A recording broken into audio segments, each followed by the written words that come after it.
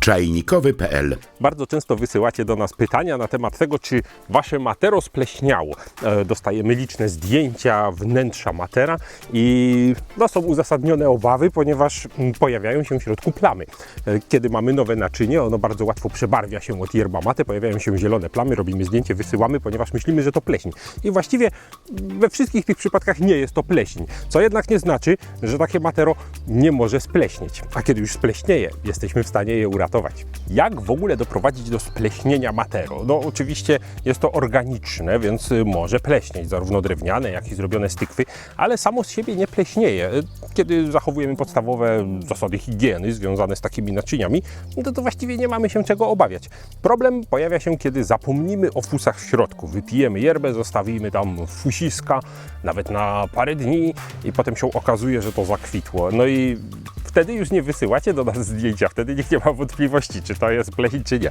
Wtedy pojawia się problem, jak uratować takie spleśniałe matero. Więc nie tyle matero spleśniało, co fusy w środku, aczkolwiek nie jest bezpiecznie pić z takiego matero po tym, kiedy się po prostu te fusy wyrzuci i uznamy, że wszystko ok. Musimy przeprowadzić takie ratunkowe curado. Jak to robimy?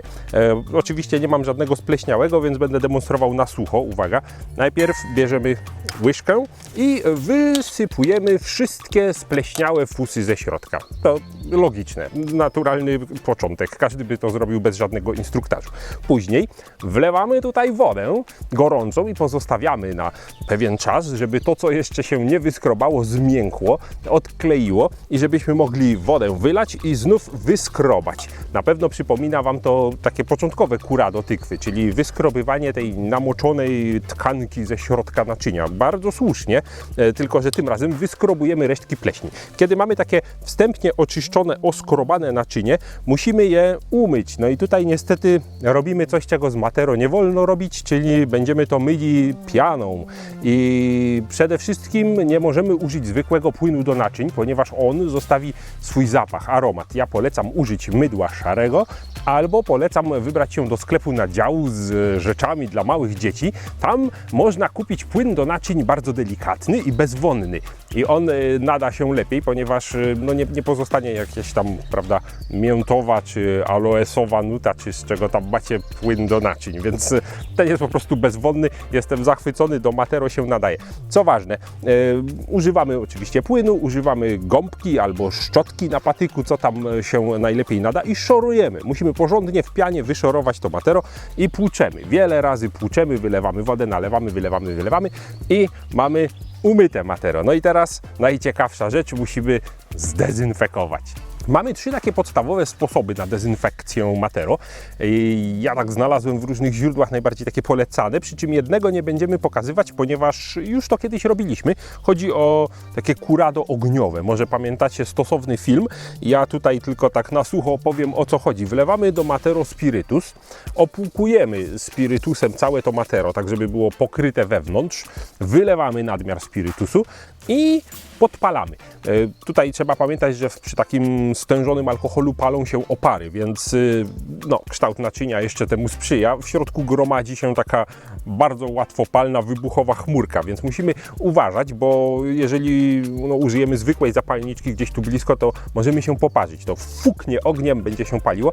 Dobre są takie zapalarki do gazu, tak na odległość, a niektórzy nawet zalecają rzucić płonącą zapałkę do środka, jeśli się trafi. Tak fajny sport. Pamiętajmy, że im dłużej to robimy, to tym bardziej ten alkohol wyparuje i trzeba będzie powtórzyć to płukanie, no bo jak w końcu trafimy za 30 razem zapałką, to się okaże, że się już nie podpali, bo już tam nic nie ma.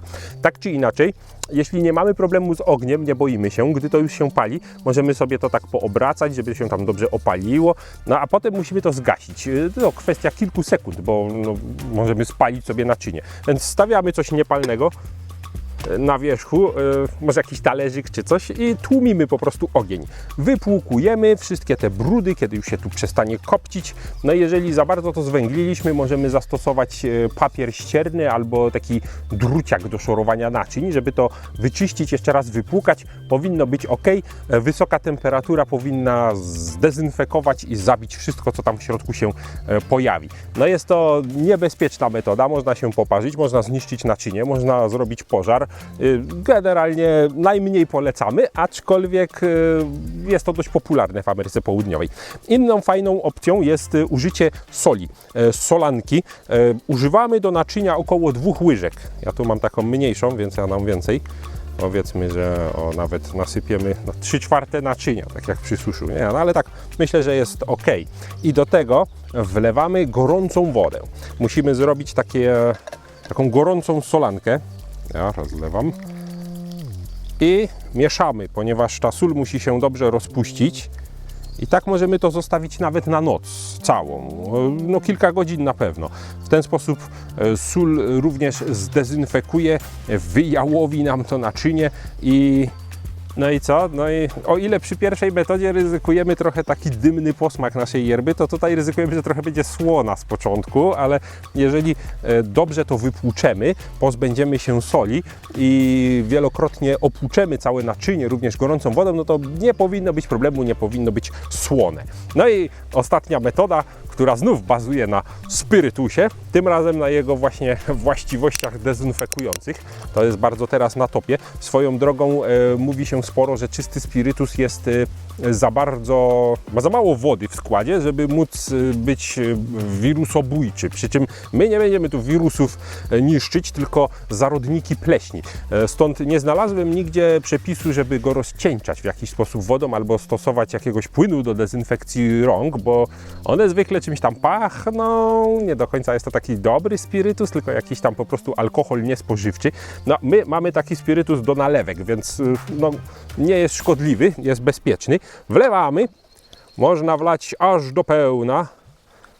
O, ale intensywny zapach. I takie tutaj zostawiamy sobie. No, trochę tego schodzi, ale raczej nie będzie to już do użycia. I zostawiamy sobie, żeby się macerowało. Również możemy to zostawić na kilka godzin, możemy to zostawić na noc i co? No i się dezynfekuje.